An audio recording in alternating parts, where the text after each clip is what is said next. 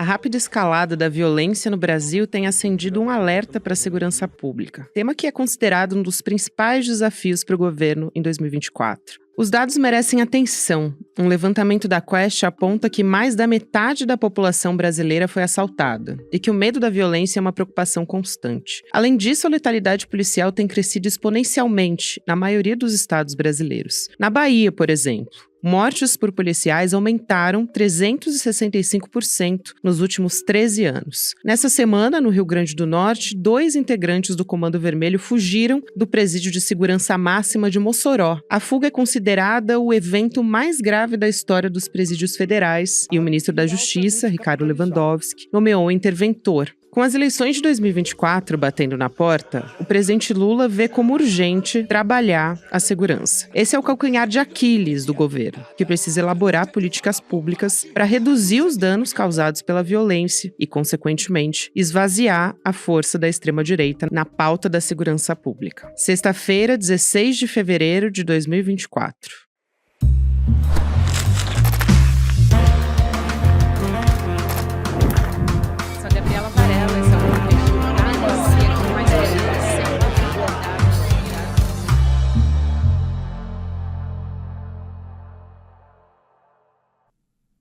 Olá, seja muito bem-vindo, seja muito bem-vinda. Eu sou a Gabriela Varelli, esse é o Videocast em Detalhes. E aqui, você já sabe, sempre com um convidado, uma convidada.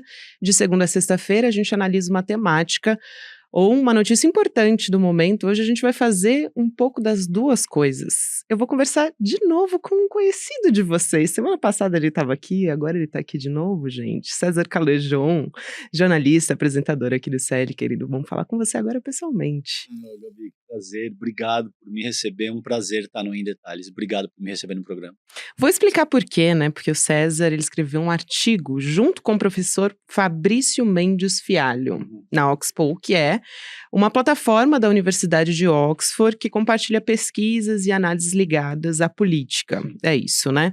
Antes de falar especificamente sobre esse artigo que você escreveu, e na verdade ele tem tudo a ver com o que a gente vai conversar agora, tem uma situação muito importante e preocupante para a gente discutir, que é essa fuga de um presídio de segurança máxima em Mossoró, que aconteceu agora. Primeira vez que isso acontece aqui no Brasil, inclusive. Eu quero pedir a sua avaliação, Calejon, sobre as ações de respostas para esse caso, que estão acontecendo agora. Se você acha que elas estão sendo tomadas a contento da gravidade dessa situação, porque esse tipo de fuga costuma envolver, normalmente, inclusive eu vi especialistas falando sobre isso, corrupção, cooptação de agentes ou de dirigentes do presídio também. Quem eu ouvi falar sobre isso foi o professor Fábio de Sá Silva, que é do Fórum Brasileiro de Segurança Pública, que fala com muita propriedade sobre isso. E realmente isso é muito grave, né? Então eu pergunto, o que você está achando das ações de resposta para essa situação? Olha, Gabi, eu acho que, de alguma forma, o governo federal, no que diz respeito à comunicação, e são duas etapas que a gente precisa avaliar separadamente: as ações efetivas e como o governo as comunica, porque isso são coisas distintas. Em termos de ações práticas, por exemplo, o Lewandowski, que hoje é o ministro da Justiça, afastou prontamente toda a diretoria do presídio de Mossoró. Então, isso me parece ser adequado. Ele agiu com energia, agiu prontamente. É o que se espera, considerando a gravidade do tema que a gente tem hoje na segurança pública nacional. Eu trouxe alguns dados para você que a gente cita nesse artigo que você mencionou.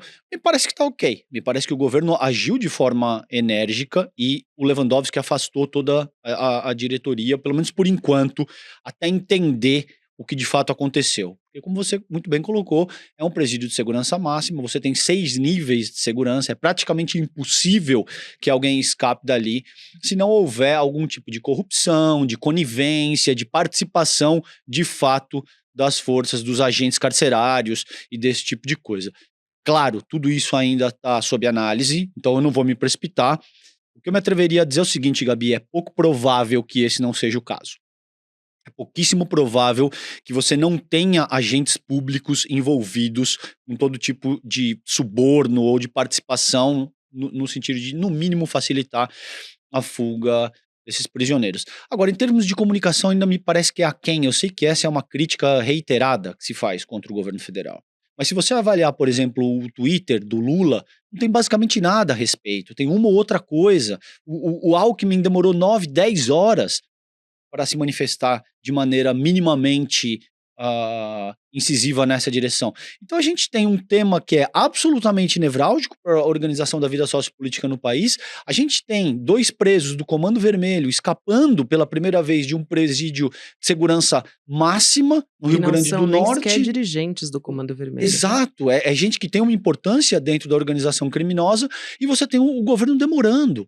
Então, e eu sei que essa é uma crítica comum, mas o governo federal precisa, a meu ver, Gabi, precisa tratar isso com a mesma importância que trata o Fome Zero, entende? Precisa de um grande esforço de comunicação, assim como houve, por exemplo, em 2003, para trabalhar temáticas da pauta social. Isso precisa estar orientado agora para a questão da segurança pública, porque se o governo não fizer isso de uma maneira muito forte, muito agressiva, a esquerda vai se apropriar do tema, reduz a complexidade desse tema e vai ser capaz de angariar apoio político com base nesse tipo de discurso, de que bandido bom é bandido morto, de que a esquerda está alinhada com o narcotráfico. A direita vai se apropriar. Né? Exato, e que a esquerda está associada com o narcotráfico, então todo tipo de coisa que vai prejudicar a esquerda e o governo federal no pleito municipal que acontece esse ano. Você tocou em um dos pontos, que é uma das ações que já foram tomadas pelo Lewandowski. Eu queria chamar atenção para o passado do ministro Ricardo Lewandowski, porque ele teve uma ação chave ali no Conselho Nacional de Justiça, né, na direção do CNJ. Então ele tem esse histórico de atuação, ele tem essa experiência na área do sistema criminal, né, de encarceramento, e, portanto, enfim, a gente sabe que o Brasil encarcera muito. É um dado da realidade. Por outro lado, falar sobre política de encarceramento, de superlotação e do quanto isso é prejudicial para o país, não gera voto, né? Na verdade, muito pelo contrário, é um desafio muito grande, né? Então, 2 perguntas nesse sentido. O Lewandowski, com essa experiência dele, qual que é a sua expectativa em relação a ele trazer algum tipo de solução para isso? Até pensando nas eleições que estão se aproximando agora, que são muito importantes. Eu até vou entrar mais especificamente nas eleições, mas já iniciando esse tópico também. E, enfim, é uma peça-chave no período eleitoral e eu acho que tem muito a ver com o artigo que vocês publicaram na Oxpoll também, né? Exatamente, esse é o cerne da abordagem que a gente traz nesse artigo. Veja, eu nem digo isso de uma maneira tão aberta como eu vou colocar aqui no artigo. O que eu acho que é fundamental te dizer aqui? Existem 2 grandes desafios para o governo federal no que diz respeito à segurança pública. O primeiro é endereçar esse tema com a integralidade e a complexidade que ele merece. Ou seja, significa trabalhar a segurança pública no nível sociológico. Significa trabalhar segurança pública olhando para, como você muito bem colocou, o encarceramento em massa. A gente tem algo, existem dados divergentes, mas algo em torno de 800 ou 850 mil presos hoje no Brasil. É uma das maiores populações carcerárias do mundo.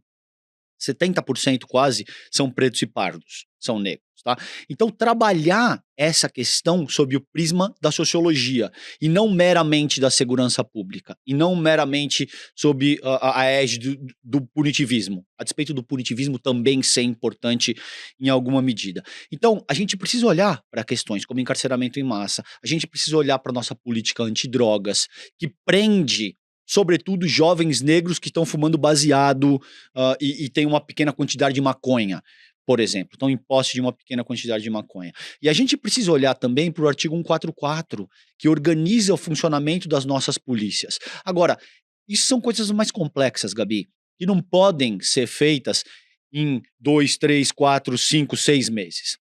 Então, qual que é o grande desafio? Enquanto o governo federal faz isso, e aí eu endereço a tua provocação do Lewandowski, o Lewandowski, seguramente ele está qualificado para fazer um bom trabalho aí, mas precisa se achar um equilíbrio entre mandar uma mensagem muito forte para a população, que seja capaz de endereçar os anseios do cara que compra um celular em 24 parcelas e é roubado no ponto de ônibus e não quer saber da discussão no nível sociológico. Ele quer saber que ele vai poder ter segurança de sair de casa e não ter o seu celular furtado ou roubado, em última instância, entende? Então, mandar essa mensagem de uma maneira muito eficaz para atender os anseios da população, enquanto organiza um grande programa no nível sociológico para lidar com essa questão da segurança do médio para o longo prazo. Unir essas duas coisas, a meu ver, é o grande desafio do Lewandowski. Como você muito bem colocou, ele está qualificado para fazer isso, eu não tenho a menor dúvida. Ele tem uma carreira extensa, ele é absolutamente preparado, ele foi membro da Corte Constitucional Brasileira, então ele tem sim todas as credenciais para conduzir esse trabalho. Agora, precisa se adotar a estratégia certa. Essas pessoas precisam entender que o cenário mudou e que a mesma urgência que a pauta social tinha no começo dos anos 2000, hoje ocupa a questão da segurança pública. Então não adianta tratar isso como um tema lateral, menor, e ficar tangenciando as coisas, porque a extrema-direita vai se apropriar disso e vai nadar de braçada nas eleições municipais de outubro, Gabi. E falando nisso, de ser um tema fundamental para as eleições municipais, eu queria falar sobre como a extrema-direita pode usar isso como uma ferramenta também. Esse caso em específico, inclusive, porque para além de ser um dos gargalos do governo Lula, e a gente sabe que é um desafio muito grande, existe esse discurso de que o governo Lula, pela extrema-direita, não cuida da segurança pública, e isso pode ser fortalecido, né, com essa fuga em Mossoró. Então, eu queria te ouvir sobre isso. Existem dados empíricos, então isso não é nenhuma questão de que a Gabi ou o César acham. Veja, tem dados, por exemplo, do Latino Barômetro, que te dizem que 50% das pessoas entrevistadas ao longo desse último ano foram assaltadas.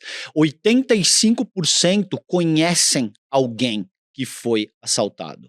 A gente tem toda a sorte, por exemplo, a CNT, que é a Confederação Nacional do Transporte, fez uma outra pesquisa no qual 27,4% dos respondentes disseram que a principal área de atuação do governo Lula é a segurança pública. Em 2020, essa mesma pesquisa da CNT sobre o governo Bolsonaro, isso estava em 14,5%, Gabi. Isso é muita coisa, é quase o dobro, entende? Então, existem dados correlatos, por exemplo, poderia trazer roubos de veículos, que é o que a gente trabalha, um dado que a gente trabalha nesse artigo. Só em 2022, foram mais de 373 mil roubos de veículos. Só roubo de celular em 2021, mais de 1 milhão, Gabi. No que diz respeito, por exemplo, a homicídio, o Brasil está, assim, sempre no topo dos rankings, tá? A gente tem algo, acho que se não me engano, isso foi em 2021, mais de 45 mil homicídios. A Índia, Gabi, que tem uma população 6,5 vezes maior do que a nossa, teve 41 mil homicídios dolosos, entende? Se você pegar os últimos 10 anos, entre 2011 e 2021, morreram 601 mil pessoas via homicídios dolosos no Brasil. Na Síria, que é um país que está em guerra, literalmente civil, morreram 613 mil. Entende como a questão da segurança pública é absolutamente endêmica no Brasil? Nesse contexto, isso forma um prato cheio para que a extrema-direita se aproprie desse tema, faça aquilo que eles sempre fazem, que é reduzir a complexidade do debate sociopolítico, no sentido de te dizer que algumas pessoas devem ser eliminadas da nossa convivência porque elas são vagabundos, porque eles são bandidos, porque eles são inferiores moralmente, eticamente, enfim, eles são inferiores de todas as formas. E isso rende uma aderência popular imensa, porque como a gente já conversou anteriormente, a pessoa que é roubada, a pessoa que trabalha 8, 10, 12 horas por dia para comprar um celular, para comprar um carro, para comprar uma casa e ver esses bens violados, ela não quer saber de debate integral na seara da sociologia correlacionando banditismo e caristia. Ela não quer saber disso. Ela quer saber de poder sair de casa utilizando o telefone e não ser roubada. Na medida em que ela já foi roubada, e eu te dei um dado aqui, por exemplo, do Latino Barômetro, que 85% das pessoas entrevistadas conhecem alguém que já foi roubado. cria-se um senso de revanchismo que ela quer que alguém seja punido pelo prejuízo dela. Isso cria uma força poderosíssima que pode ser explorada e vai ser explorada e já é explorada pela extrema-direita nacional. Exato. Eu acho que o que mais me chamou a atenção foi justamente essa da violência letal no Brasil ser comparado, né, se assemelhar a um cenário de guerra civil. Isso eu acho que é assustador, assim, acima de tudo. E quando você traz isso para como as pessoas percebem, também é muito importante, porque além da gente ver os dados, é como essa percepção existe na opinião pública, que é muito importante. Vocês falam disso, vocês tratam disso no artigo também. A pesquisa social brasileira de 2023, né, de que 2/3 dos entrevistados acreditam que a criminalidade aumentou no país, 44% relatando que a criminalidade aumentou nas cidades, né, nas suas cidades no último ano. E aí, eles têm essa percepção, quase metade acredita que existe uma probabilidade elevada ou muito elevada de ser roubado. Quer dizer, a pessoa ela já sai de casa com medo. E como você diz, ela não quer saber de o Brasil encarcera muito, enfim, e de como toda essa cadeia da criminalidade funciona. Ela quer não ser roubada quando ela sai de casa para ir trabalhar. Então, eu acho que esse diálogo com essa base, né, e com a população, talvez seja mais desafiador até para o governo Lula, né? Porque a esquerda tem essa dificuldade de fazer essa construção de uma forma que não seja por essa perspectiva que a gente está conversando, né? Que é justamente, que é muito importante, óbvio que é importante, a gente não está dizendo que não é, mas sim que existe um problema a ser resolvido nessa descrença da população, da opinião pública, né? Exatamente, querida. E esse teu ponto é tão inteligente que, a meu ver, ele conforma o cerne do que a gente está discutindo aqui e do problema que a gente tem hoje formado no Brasil. Veja, a sensação de segurança, Gabi, ela não é só uma questão material, ela é sobretudo uma categoria da psicanálise, entende? Ela tem uma dimensão psicoanalítica, vamos dizer assim. Você pode estar absolutamente seguro e ainda assim eu posso te incutir uma espécie de terror psicológico que faz com que você sinta um certo nível de insegurança, a despeito de materialmente esses elementos não estarem presentes. É assim que, por exemplo, que funciona o terror psicológico. Você vai apavorando, você vai utilizando elementos de intimidação, de pânico, de terror, para que a pessoa se sinta intimidada ao ponto de, olha, não, de fato eu não estou seguro. Mas qual dado material você tem para afirmar que você não está seguro? No caso do Brasil, como eu acabei de salientar, a materialidade existe, de fato. Isso não é uma criação das pessoas que estão alucinando por conta de estarem sofrendo qualquer tipo de terror psicológico. Mas por que eu salientei essa categoria da psicanálise? Porque, de muitas maneiras, além de endereçar toda a questão policial, toda a questão da segurança pública, todo o patrulhamento e tal, o governo precisa se pronunciar de uma maneira muito adequada. Precisa se criar um grande programa que dê conta de comunicar a sociedade no mesmo nível, por exemplo, do que foi o Fome Zero. E o governo, todos os governos de esquerda, para todos os efeitos, não só o governo Lula, não fazem isso. É um certo receio que remete a não, a esquerda não gosta muito de trabalhar com medidas de uso legítimo da força, ainda que seja de forma legítima. A gente considera que isso é punitivismo, isso vai ser interpretado como um modelo opressor que a gente tanto combate. Né? Exato. Mesmo no debate isso é uma dificuldade brutal. E, infelizmente, se uma figura que está legitimamente preocupada com um processo de desenvolvimento, um projeto nacional para o país, não fizer, isso vai ficar na mão de uma figura populista e de um populismo barato, como Jair Bolsonaro, como Tarcísio de Freitas, como essas pessoas vão se apropriar dessa temática e vão organizar isso dessa maneira. Vão mandar uma mensagem inequívoca para a população de que nós somos líderes fortes, que somos capazes de endereçar um problema crônico que a esquerda simplesmente não sabe como trabalhar, porque eles são, além de tudo, são parte do próprio problema. Eles estão atrelados com o narcotráfico, com criminosos, com bandidos e tal. Então, ou o governo federal e os líderes de esquerda percebem isso prontamente e serão capazes de enviar uma mensagem forte para a população. A gente já tem exemplos. O Capelli fez isso muito bem. O Flávio Dino fez isso muito bem. Vamos ver agora, está começando, é cedo para avaliar a gestão do Lewandowski à frente da pasta da Justiça ainda. Vamos ver se o Lewandowski dá conta de, além de fazer um bom trabalho, Gabi, enviar uma mensagem forte que seja capaz de comunicar isso para a Ter uma boa população. comunicação é fundamental. Exato. É isso, é isso. Inclusive porque enquanto existe esse trabalho que precisa ser feito pelo governo federal, existem os políticos da extrema-direita fazendo justamente o contrário, né? Por exemplo, o senador Sérgio Moro já foi lá cobrar que o governo Lula tenha uma ação adequada nessa fuga de Mossoró, enfim. E vão bater, claro, na tecla de que foi durante o governo Lula que a primeira fuga de um presídio federal, né, aconteceu. Então, isso precisa ser muito bem desenhado, e acho que o ministro Flávio Dino fazia isso muito bem, até porque foi político, então a comunicação dele é bastante inteligente nesse sentido, e o ministro Ricardo Lewandowski, até o momento, a gente ainda não sabe como é que vai ser essa comunicação dele, né? Ele estava ali muito reservado, sempre teve um perfil muito reservado no Supremo Tribunal Federal, então a gente não sabe ainda como é que vai ser as ações dele nesse sentido de comunicação com a população. Mas é isso, tá cedo. Gabi, ser muito formal nesse sentido, ser muito hermético, utilizar um léxico muito fechado, não adianta.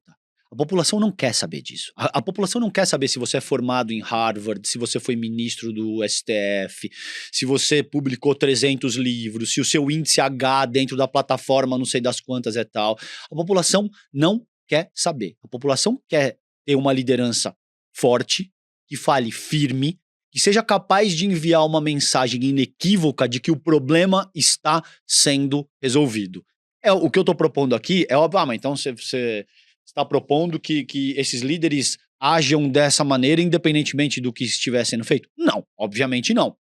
Por isso que eu disse que o grande desafio do governo federal e sobretudo do Lewandowski e do Lula também nesse momento passa por organizar essas duas coisas. Organizar ações que sejam capazes de endereçar o problema no nível sociológico mais complexo, considerando todas essas dimensões que eu já postulei anteriormente, mas que também seja capaz de, utilizando um termo prosaico, vamos dizer assim, além de botar o ovo, você seja capaz de cacarejar. Porque senão você faz toda uma organização no nível sociológico, lida o tema com uma complexidade que é muito adequada, e não comunica absolutamente nada, e fica utilizando uma linguagem difícil, fechada, distante da população, que continua se sentindo insegura, e vai ser presa fácil para esse discurso banal da extrema-direita. Então, não é fácil fazer isso, mas já está na hora do governo federal e das lideranças de esquerda acordarem que esse é o tema mais premente que a gente tem no momento. Nada é mais importante do que isso, Gabi. Nem a macroeconomia, eu me atrevo a dizer. Porque a macroeconomia, que é sempre o tema da primeira hora, porque naturalmente mexe com o teu bolso. Se você vai trocar de carro, se você vai viajar para fora do país, se você vai comer carne ou ovo, você vai ser despejado da tua casa. Macroeconomia é absolutamente central.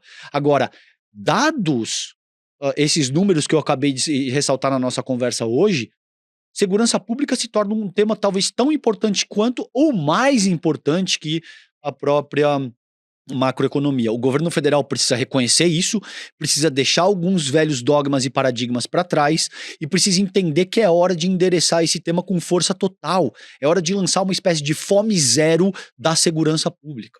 Eu concordo totalmente contigo com essa tua análise, e eu queria saber sobre essa medida de Lewandowski a respeito do interventor, né, que foi nomeado para, enfim, para lidar com essa história do presídio de Mossoró, que é o Rogério da Silva Mendonça, de 35 anos. Os presos, né, que fugiram são o Rogério da Silva Mendonça, de 35 anos, e o Deibson Cabral Nascimento, de 33 anos. E o interventor é um policial penal federal, que é o Carlos Luiz Vieira Pires, né, anotei o nome dele aqui, é ele que vai atuar como interventor no presídio federal de Mossoró.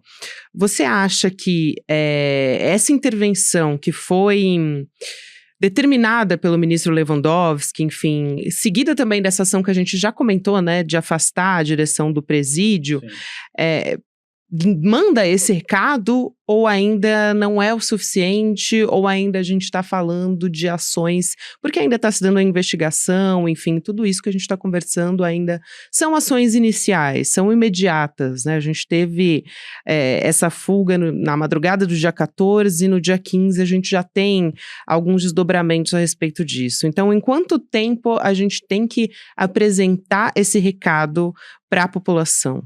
Quanto antes. Agora, claro, contanto que isso se dê dentro do que as investigações de forma séria demandam.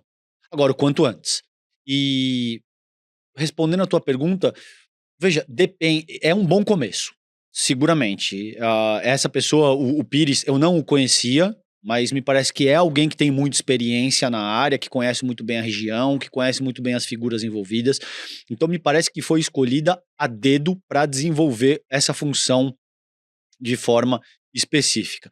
Se isso vai ser o suficiente, se afastar a direção do presídio de Mossoró e se determinar essa intervenção vai ser o suficiente, o tempo vai dizer. E não é muito tempo. Isso é uma questão de 3, 4 dias, uma semana no máximo.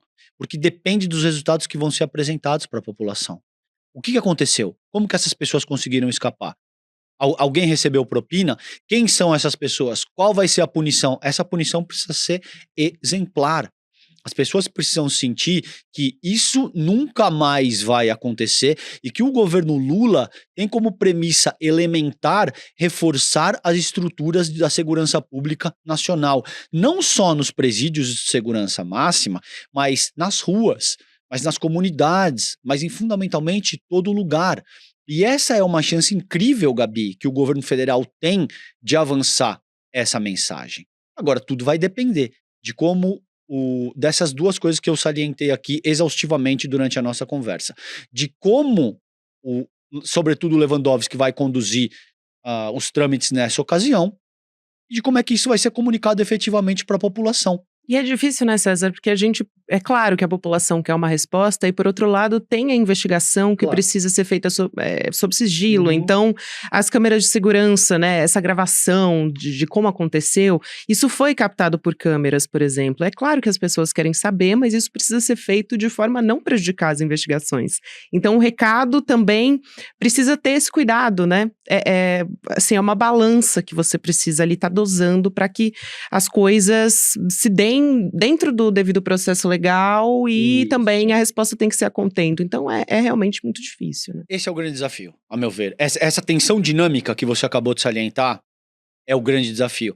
Agora, ainda que existam coisas que não possam ser ditas por conta de confidencialidade, da boa condução da investigação, cabe ao ministro Lewandowski, nesse momento, falar com a população todos os dias.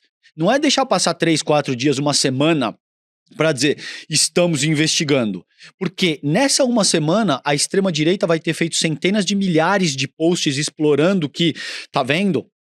A gente disse que o governo do Partido dos Trabalhadores é conivente, é associado com o Comando Vermelho. Tanto é que isso nunca aconteceu. Como é que aconteceu agora? Quem é que recebeu propina? Etc. e tal. Então, todos os dias, daqui até o desfecho, até apresentar um posicionamento final para a população, o Lewandowski precisa se comunicar. Ele precisa utilizar a rede social, ele precisa utilizar o microfone, ele precisa dizer, estamos averiguando, estamos investigando, vamos punir de forma exemplar, etc. Acho que é por aí, Gabi. Mostrar que tá levando muito a sério. Exato, É isso. exatamente. Perfeito. Calejão, foi mais uma vez. Tem um prazer aqui ter você aqui Obrigado. de novo. Volte sempre. Obrigado, querida. Adoro participar do Em Detalhes aqui contigo. Tá me chamando, estarei por aqui. E parabéns pelo artigo também, não? Obrigado. Para você e professor Fialho também. Obrigado. Até mais, um beijo. Valeu. Gente, antes de encerrar, eu quero lembrar para você que esse domingo agora, você que está nos assistindo pelo YouTube, vai saber que nesse domingo a gente vai ter uma aula com o Renato Freitas. Na verdade, uma entrevista, né, que o Eduardo Moreira fez junto com o Renato Freitas, contando um pouco sobre a história dele, sobre a vida do Renato, e também ele traz depoimentos inéditos que ele nunca contou pra ninguém. A gente vai ter essa aula no domingo agora. Se você tá me assistindo na sexta-feira, então ainda dá tempo de você fazer a sua inscrição para garantir a sua vaga e assistir. E aí você pode fazer a sua inscrição em detalhes icl.com.br/aula. E você garante sua vaga e assiste. O encontro vai ser no dia 18, então domingo, 8 horas da noite, e gratuito, gente. Então, não perde, porque o Renato Freitas é uma inspiração para todos nós nessa luta. É isso, pessoal. Até segunda-feira, então. A partir de agora você acompanha o Mercado Investimentos. Na sequência tem Rolê ICL. E 6 horas da noite tem ICL Notícias segunda edição. Lembrando também que essa conversa fica disponível em todas as plataformas de áudio para você. Até segunda. Faltam só 2 dias para o nosso encontro com o Renato Freitas. Deputado estadual pelo Paraná, tem uma das histórias de vida mais inspiradoras e mais fortes que eu já ouvi na minha vida e que vai compartilhar isso com a gente. Um momento inspirador que ninguém pode perder. Se você já está inscrito ou inscrita, daqui a 2 dias é só ficar atento às 8 horas da noite para poder participar. Se você não está inscrito ou inscrita, se inscreve agora no link que está aqui junto com esse vídeo e vamos embora participar. Chame teus amigos e amigas também, marque eles nos comentários para ninguém perder esse encontro histórico que o ICL está proporcionando. Um abraço e até lá.